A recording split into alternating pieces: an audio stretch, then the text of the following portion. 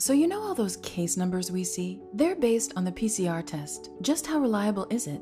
SARS-CoV-2, like many other viruses, contains genetic material called RNA. RNA fragments are so small, they're difficult to detect. The PCR test doubles the fragments in what are called cycle thresholds and keeps doubling them until they have enough genetic material to identify. Most labs go up to 38 or 40 cycles, which means an amplification of 1 trillion times.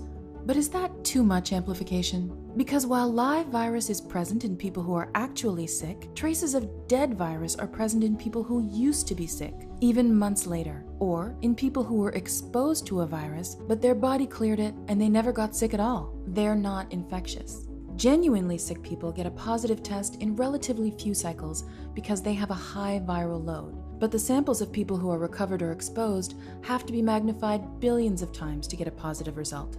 That's why scientists are recommending not testing over 30 cycle thresholds.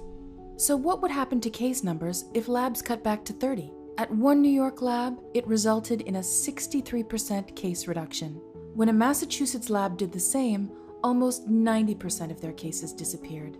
And that's not the only way that PCR tests can go wrong. They can also misidentify remnants from the other 6 human coronavirus types as SARS-CoV-2. And in fact, if you're testing in a population that doesn't have very much COVID, you'll get false positives almost half the time. The person actually doesn't have COVID, they have something else, they may have nothing. In 2007, PCR tests caused a pseudo-epidemic for whooping cough at a hospital in New Hampshire. 100% of the results were false positives. Because if you can amplify one single molecule up to something that you can really measure, which PCR can do, then there's just very few molecules that you don't have at least one single one of them in your body. This is a delicate test that's supposed to be done by highly skilled technicians in a sterile lab, yet it's currently being done on a massive, expedited scale with hastily trained technicians working on huge numbers of tests. So the next time you see case numbers, ask yourself how many of them aren't cases at all.